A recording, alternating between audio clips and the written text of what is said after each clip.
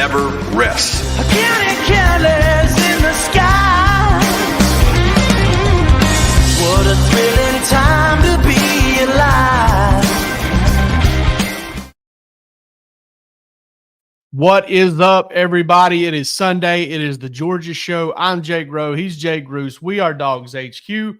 Georgia has added another commitment, I believe the 20th of the 2025 class. I think I almost said 2022 there. The 2020s are flying, brother.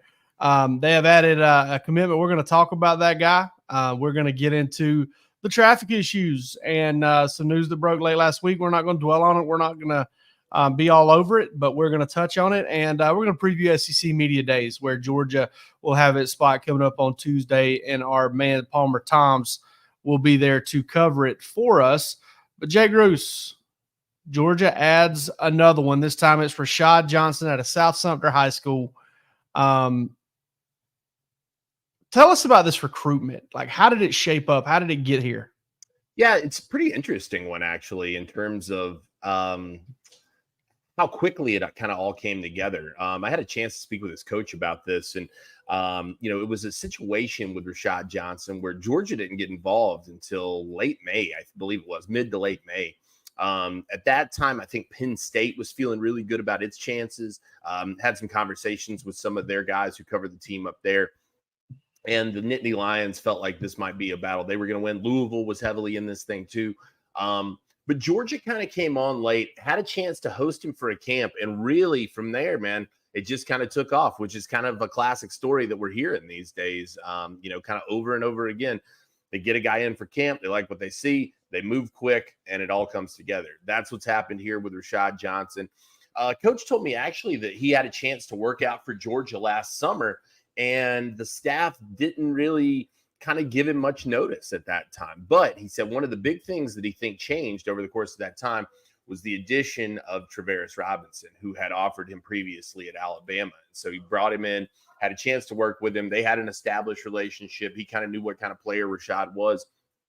Georgia comes in, gets him involved, and just kind of closes this thing down, man. Like I said, it really kind of took place over the course of about a month and a half to 2 months. It all came together for him. But a pickup that I know that Georgia likes, the size on this guy is right, 6'2", about 190 pounds. So he's got a great looking body already at this point for the next level.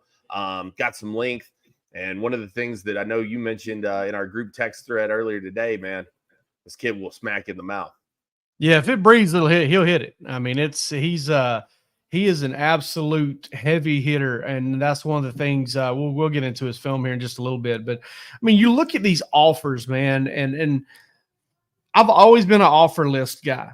Sure. Always. And you never know how many of those were recruiting him hard and all this stuff. But I mean, you're looking at Louisville, Penn State, Texas A&M, UCF, Maryland, Alabama, Ole Miss, West Virginia, Tennessee, Kentucky, Mississippi State, Michigan State. Obviously, the most important one here is Georgia. Georgia's now the school and has been for a while under Kirby Smart that other programs, when they take a guy, oh, yeah, Georgia offered. Georgia's the team that gets mentioned. Hey, so-and-so, beat Georgia and another school for four-star talent. Like that's kind of where Georgia's at now. And but like you said, Travaris Robinson, this is another one of those guys where I've mentioned this on a few guys where you keep up with Rusty's ramblings during the winter, during the spring, during the evaluation period. You know where Georgia coaches are and where they're going to be. And they went and saw this guy in person. And when they went and saw him in person, they hunkered down on him and got him on campus for an official visit. And then from there, it really started to change kind of in Georgia's favor. I want to kind of look at his ranking here a little bit. A four-star prospect in the On3 industry ranking, which is a weighted average of all four recruiting websites that publish recruiting rankings. He's a 3-star from On3's in-house rankings with a total rating of 89. ESPN has him as a 3-star, but then both Rivals and 24/7 have him as a 4-star prospect. He's unranked in all of those, 361 overall in the country. I tell you what, we're going to get into it here right now. Might as well get into his film. And honestly, it's one of those things, Jake, where I don't know, man. I see a guy when I look at the film, I see kind of a player that I like a lot. Like I see a guy that's probably going to find it tough to find 350, 360 better players in the entire country than this guy. Well, I'm curious because this was the case for me, and I'll ask you because you've been in it longer than I have. Have you ever heard of South Sumner High School? Never. Yeah, exactly. And I think that that's part of what's playing into this to some degree. And I mean, look, the industry is what it is. We've only got so many people. We can only cover so many schools and so many kids. I've been doing this 10 years. You've been doing this, what, 13, 14 years? I mean, like, we're talking about, a quarter of a century of experience here to some degree. And a kid out of Florida at a high school we've never heard of, man. So yeah, the fact of the matter is he's probably— I've never heard of Bushnell, Florida. I don't know where that is. Although I will say that I'm assuming it's near the Armwood area because Tyler Williams was at Sumner High School and now is transferring to Armwood. So I think these guys are kind of in the same neighborhood. But I think that that's part of what goes into this, man. I mean, I think that, this kid's just not necessarily getting the same exposure that a lot of guys do. And for that reason. And that's no slight against South Sumner High School, man. I'm not knocking those guys. But it's impossible to know every single school that's out there. Guys like this sometimes do fly under the radar. Jeremy Johnson said that he sees a little bit of Javon Bullard in this film. Baldwin is not a school that, has been heavily recruited over the years too, right? I mean, that's another one that kind of comes to mind is kind of flew under the radar. And then you see a guy come out of there. So great players can come from small places, not, the names that are dripping off of everybody's lips when it comes to high school powerhouses. And Rashad Johnson sure looks like one of those guys, man. I mean, you look at him on tape right there. He looks like he's got some length to him, man. I mean, he's long, he's lanky, gets involved, disruptive. And like you said, man, we'll just go up and smack a guy in the mouth. And I think that that's something that, Georgia really values. The physicality is a huge part of this. I think that, they like the frame, obviously. It's just kind of a total package, in my opinion. I agree with you in the ranking. And I think probably fair or foul, right? The fact that he's committed to Georgia will probably draw a lot of eyes on him. He's got a lot of room to move up, in my opinion. Yeah, it all depends on what opportunities he has outside of senior film. It helps any other time you can get seen, whether it's an all-star game or something like that. But another guy that, you see playing wideout on film, and Georgia's kind of, we were seeing this for like a third time now. You saw it with Shamari Earls. You saw it with Jalen Morgan, and now we're seeing it here. He's kind of getting to do both things. Well, and I mean, Todd Robinson would probably do it, but he's busy playing quarterback. Yeah, so he's too busy running the ball, man. I mean, it's the situation for them where every one of their DB commits. That's a really interesting point. Every single one of their DB commits is not just a DB, man. I mean, these are two-way guys. And I think that you and I both know what that means, what that says about a guy. That's a lot of leaning on a guy to put him out there in that many instances. In a lot of cases, the best player does that a lot. Mecole Hardman played quarterback for Elbert County. Richard LeCount, I believe, played quarterback for Liberty County. I know he played receiver for Liberty County because one of Richard LeCount's best highlights was jumping about 40 inches to catch a slant over the middle of the field and coming down and housing it. So, he definitely played some offense. I don't know if he played quarterback or not. I can't really remember. Well, there's a lot of, at any point, they value the versatility, right? These are not just, these are not finesse guys. And I know that you hear that term tossed around a lot. Sometimes people will say, these corners are all finesse. They don't want the contact. Look, these guys are playing a lot of snaps and they're taking a lot of contact. This is the one I like the most, though. And I know this is weird, but look at that quarterback. Look at my quarterback right here. This is a fourth down stop. This is a big man right here. Okay, yeah. This quarterback's a big man. They're about to run quarterback power right at my guy. A big 6'3". I'd put that quarterback 6'3", 230, 6'3", 220. And Rashad Johnson just comes up here and sticks this guy at the line of scrimmage and stops him on fourth down. It's man on man, and he makes that play. That's one of the ones that really stuck out to me. It's not a big hit. It's just one of those knockback tackles in a big situation. Georgia loves that in the defensive backfield. I like his size. I see some stiffness. I'm not going to sit here and talk about him like he's a perfect prospect. Sure. I see some stiffness in him. I think he plays a little bit upright and doesn't kind of get down into his get down, low like you would like a defensive back to in his back pedal, and probably limits how explosive he is in terms of driving on the ball. That's something they'll probably work on, dropping his weight and allowing him to play like that. But compact body style at 6'1", like I said, just really likes to strike guys, and he's a knockback tackler. And I think he fits well with what Georgia wants from a physical standpoint, from like how he looks on the hoof. It kind of reminds me of Mark Webb, who played star, was kind of nickel at Georgia. That little bit more length there than maybe in plays. I think safety has been playing safety in the NFL with the Chargers. I'm not sure if he's still there or not, but that's kind of who he reminds me of from a physical standpoint. But like I said, man, this is another one of those deals where try to figure out what Georgia's defensive back board is going to be. 2 new coaches. We've talked about the fact that they kind of let Tay Harris fly the coop, and they'll probably regret that down the road. But come in, you get Shamari Earls, you get Todd Robinson. Those are 2 just big time athletes. We like Jalen Morgan. If I had to rank them, like, hey, which of these defensive backs do I like the most? I would probably put Rashad Johnson 4th on that list. I probably would. But at the end of the day, I also think that they know what they're talking about with this guy. And I kind of see, I can't say I see some of the same things they're seeing, because I feel like it kind of, just by word alone puts me like, yeah, I agree with T-Rob on this. Who cares? Nobody cares what I really think, right? But I do see a guy that I like. I think he's a good player, and I think he's a guy who can do some good things for Georgia. And Georgia's good. This might fill out the class. I mean, it's not like they're going to give up on some elite prospects, but I think this might end up filling out the class if they can't flip somebody like a Naeem Alford or somebody like that. Yeah, Dijon Lee, perhaps you keep pressing for, right? But I kind of agree with you. 4 wouldn't be the craziest thing to me. Now, maybe a Ben Hanks is hanging out there. Jonte Gilbert, we're hearing a lot more about. Yeah, than we have in the last couple weeks. Right.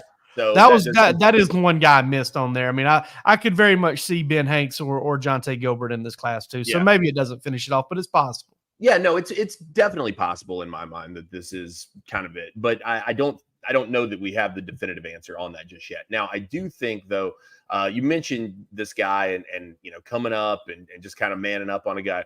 When I spoke to his position coach, Coach Gauntlet down at South Sumner this morning, had a chance to just kind of ask him about the guy. And he said, look, we run 2 high safety. He said, we do not blitz the safeties.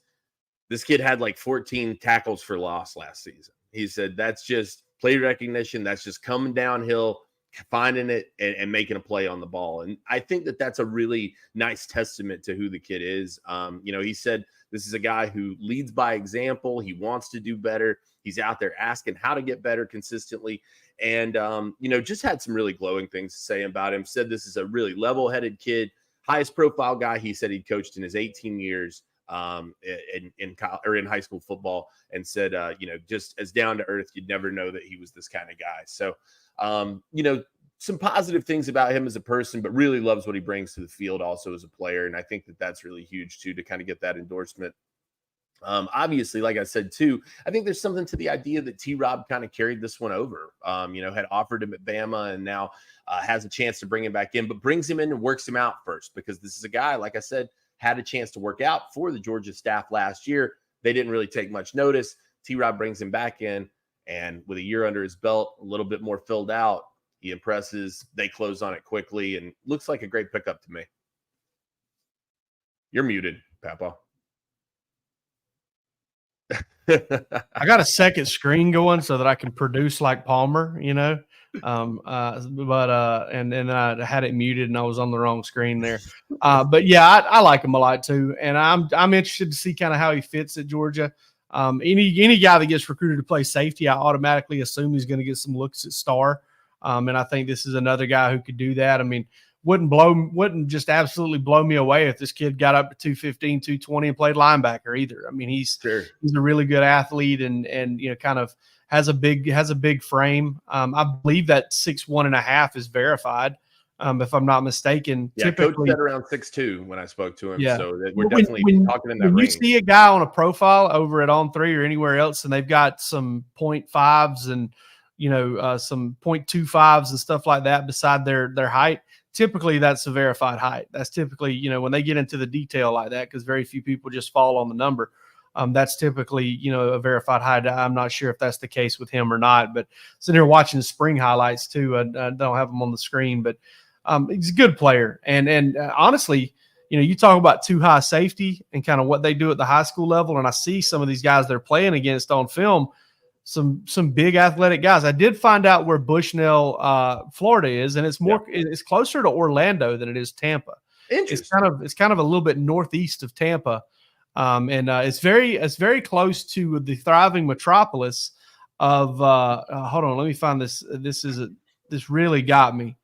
I got to find out where this place is. Krumakuchi.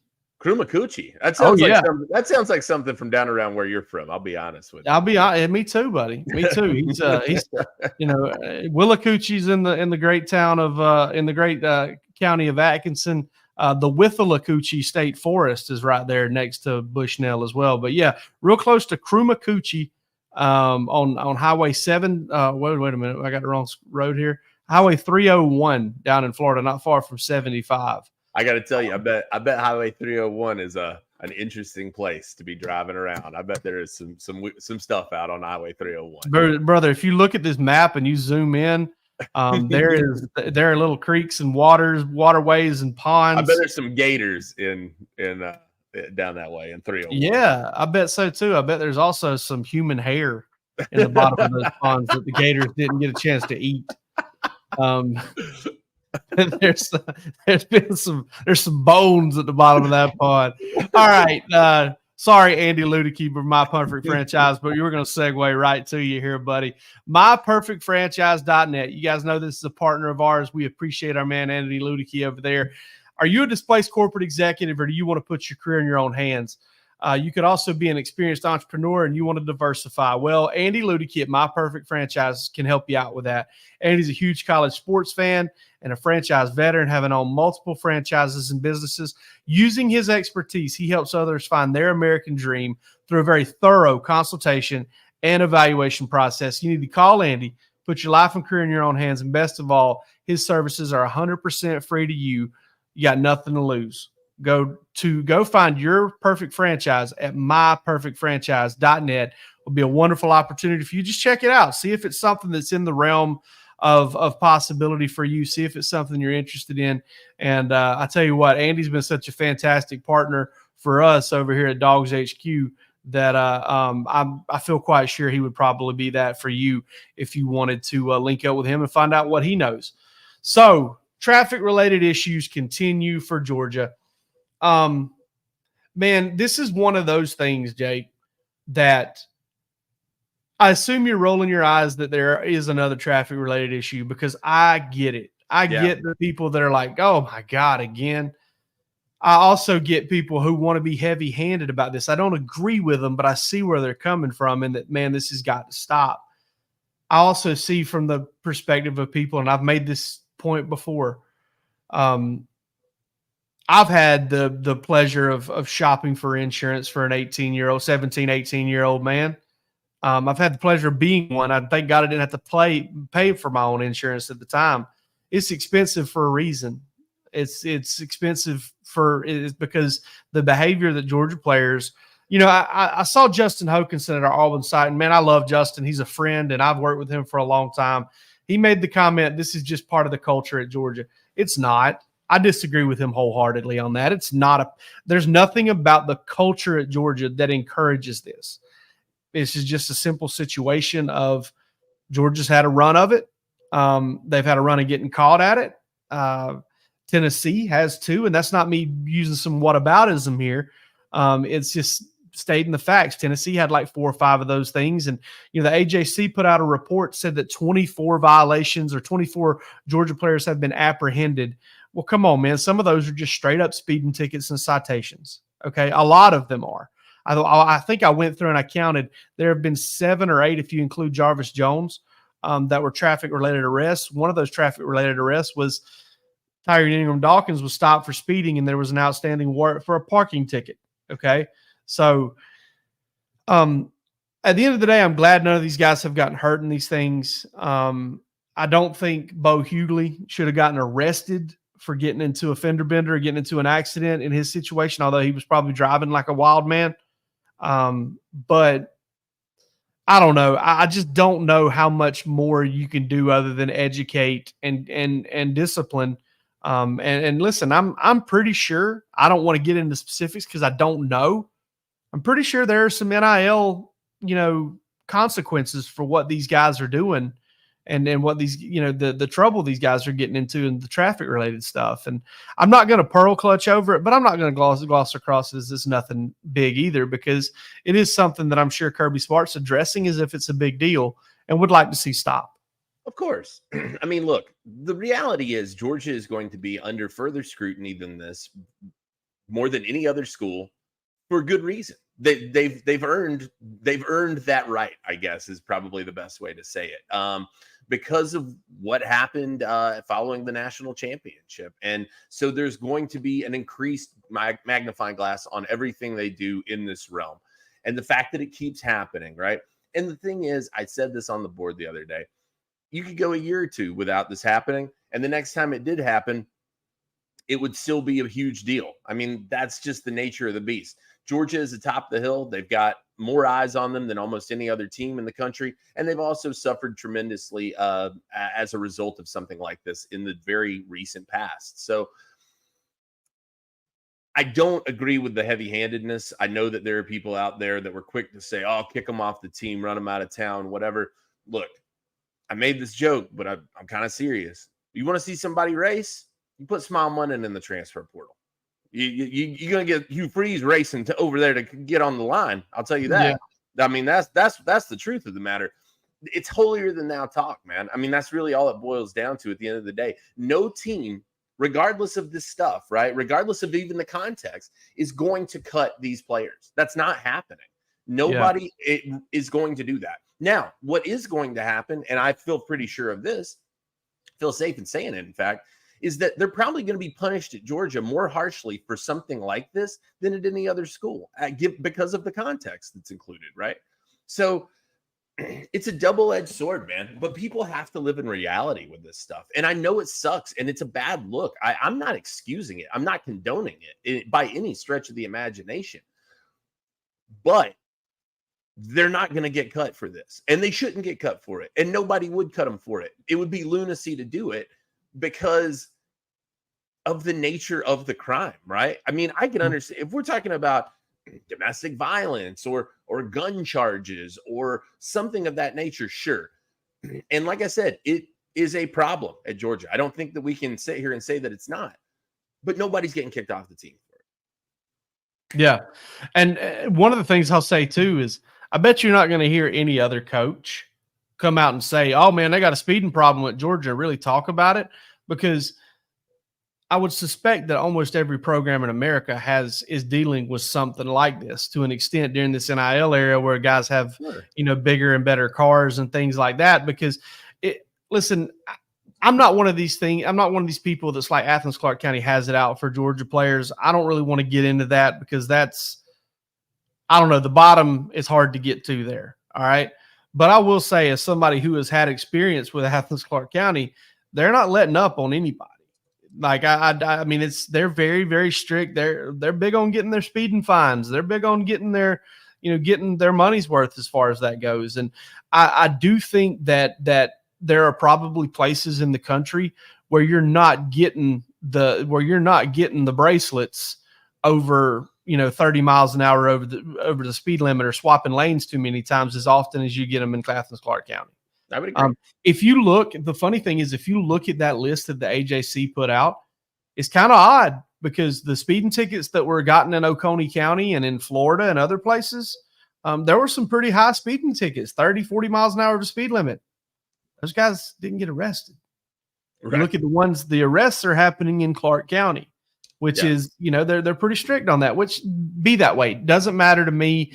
It doesn't help the optics, but it doesn't matter to me either. Like if you do what you got to do to kind of deal with this whole thing.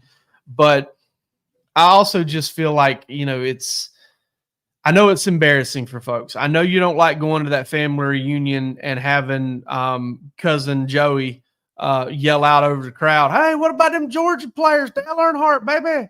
like, I mean, I'm sure you're tired of that. I get it, but you're not going to get, and listen, unless you're a bus driver or you drive for a living, if you haul, long haul truck driver, whatever, unless you are a driver or in transportation for a living, let me tell you something, buddy, you're not losing your job over a speeding ticket or a reckless driving charge or an improper lane change either. I think that is such a prescient point here, because we have heard so often now since the NIL stuff really kind of clicked on that they're not kids anymore. These are professionals.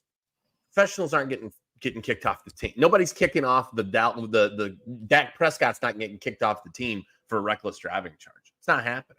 I'm sorry. No, I mean, it's not. So you can't have it both ways. Either they're kids or they're professionals, and either way, they're not getting kicked off the team on either side of that argument. So yeah, I don't know. Like I said, does it suck? Yes. Are the optics terrible? Yes. Do they need to fix it? However is necessary? Yes, of course. Nobody's arguing that. I don't condone it. I think it's stupid. I think it's a bad idea. Am I shocked it's happening? No. DeMello Jones was in a Porsche Panamera, for God's sakes.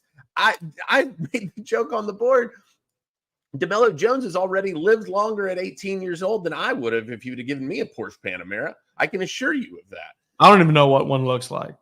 It looks like a race car. I mean, they're smooth, man. I mean, the thing looks sweet, and I guarantee you, it goes pretty quick when you put your foot down to the ground with it. So, I mean, it's horrible. It sucks, and it's embarrassing. Are there worse things they could do? Sure, of course. I'm not going to get into the whataboutism of it, though. You got to get it corrected, and you got to punish these guys. But by the same token, anybody who tries to say, oh, you got to dump them out on the street, it's just not happening, man. Everybody, I guarantee you, Smile Munden, and people came after him very hard. And I understand that, because he's an older guy. He's supposed to be a leader on this team, right? He's a veteran at this point. People came out, got to do something. Listen, I'm telling you right now, there ain't a school out there that would not call Smile Munden if he was suddenly cut from this Georgia team. It's just the reality of the situation. Yeah, 100%. Poor judgment. Guys, get it together. I will say this, though. Porsche Panamera, Nissan Sentra, it doesn't matter. My mom had a little Nissan Sentra. I took that thing. I used to drive back and forth to Lakeland, Georgia every now and then, straight away, no cops. Buddy, got that thing up to about 109. Felt like it was going to go into orbit multiple times. I feel like a Nissan Sentra at 109 might actually have some lift to it, to be honest.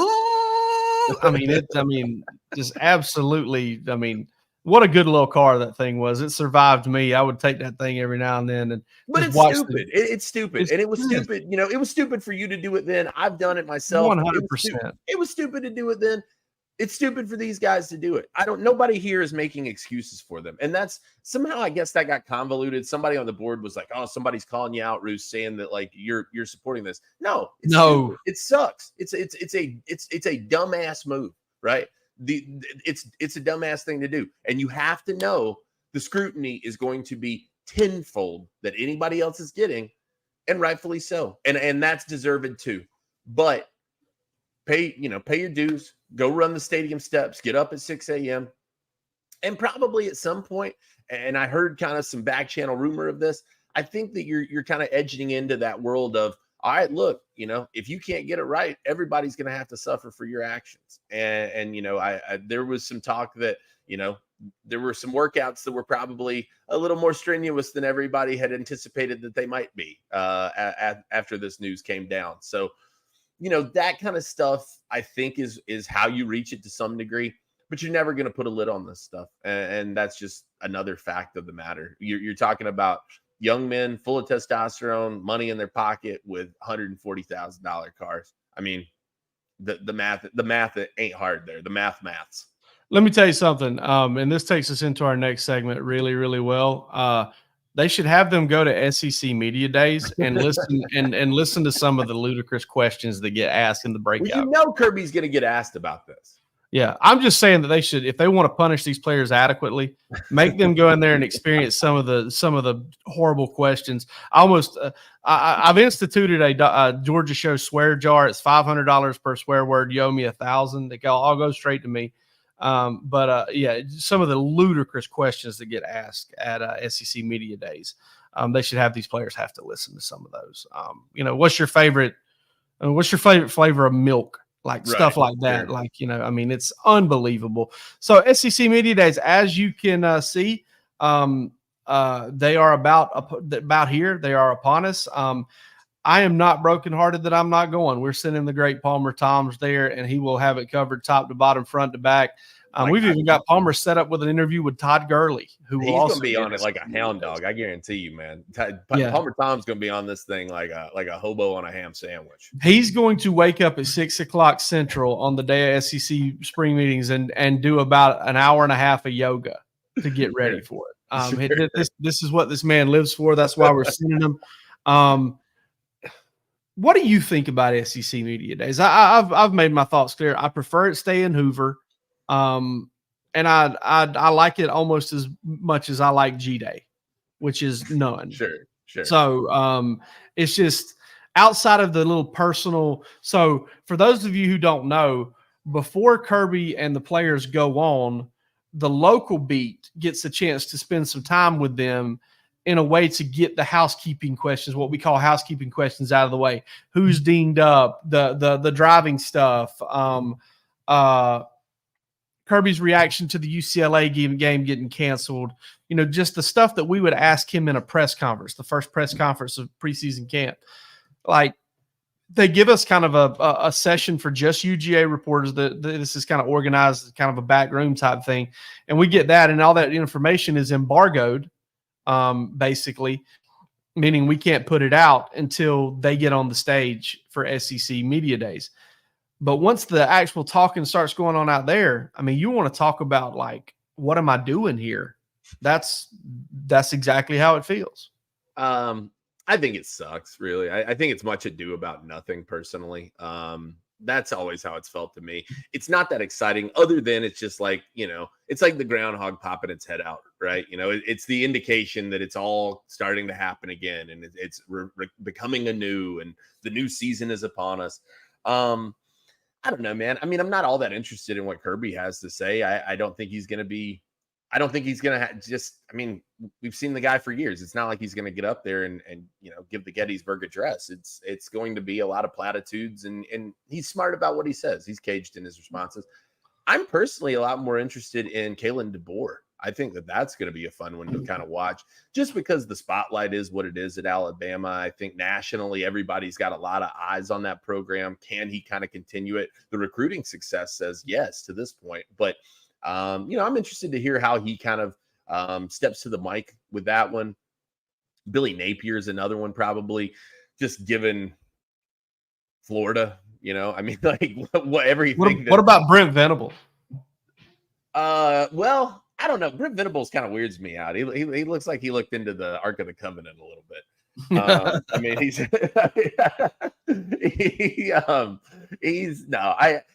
I don't know, man. I mean, all of it sucks. I mean, it's just nobody ever really says anything of much meaning. I miss the days of Ed Orgeron, and I miss Steve Spurrier, and I miss guys who would give you a quip, or just something sharp and fast. These guys are sharp. In most cases. Some of them are dullards, I guess, but by and large, these are intelligent individuals who have made it to the height of their profession for good reason. You still didn't bring up the best one ever, and that's Robbie Caldwell. I love Vanderbilt. Oh, wow. No, I don't even recall that. You've never heard him wax poetic about artificially inseminating turkeys? Oh, I do remember that one. Yes, I do remember that. Yeah, I mean, it's that kind of shit, right? I mean, that's the kind of stuff I look. $1,500. Yeah, that's what I look forward to when it comes to SEC Media Day. Like I said, to me, the only good thing that it signifies is it's all starting to happen again. So outside of that, there's not much I'm looking forward to. I think Georgia has a good set of guys going, but again, guys who know what they're doing. Guys who are not going to give up too much. They're not going to say too much. They're going to say the right things. That's what everybody's shooting for, man. And so it's, again, much ado about nothing, in my opinion. Yeah, the reason I don't like SEC Media Days is I feel like there's a lot of time spent prepping for it. For you're prepping the players, you're prepping the coaches. Everybody's just kind of ready for everything. There's not much off the cuff that happens here. And to me, that's what makes kind of in-season interviews more valuable. I'm not saying they're the end-all, be-all by any means, because, still, Kirby's very, very cagey sometimes and knows how to handle himself in those environments too. But I agree 100% on what it signifies, and it signifies that we're almost there. And man, it's crazy how fast this offseason has flown by. And, it's football, man. And I do love how quickly we get it back after we lose it, because of how fast the off seasons are going by. And listen, there's still a lot to cover this summer. Georgia's got more commitments, announcements on the horizon. I do think they'll add more people in July. If I had to guess, might as well go ahead. What is it? July 20th, July 21st. You might as well go ahead and set that day aside. There's probably going to be a lot to watch that day. So yeah, sure. So just plenty to go on, and we'll have it covered over at DawgsHQ. We'll have SEC Media Days covered. We'll be back to discuss any news and notes that comes out of SEC Media Days for you. So there will be another show this week. But for this episode of the Georgia Show, by the way, let's get to this right here. UGA 1, get 2 months for $1. Make sure you hit that. Bruce just threw that up on the screen for me because I'm an idiot and I didn't. So UGA 1, 2 months for $1. We'd love to have you over at DawgsHQ. We're going to have it all covered for you from here until, I don't know, man, until we die probably. I mean, which may not be very long. You never know. So we'll have you covered, and we appreciate you. We'll be back with you this week, and y'all take it easy.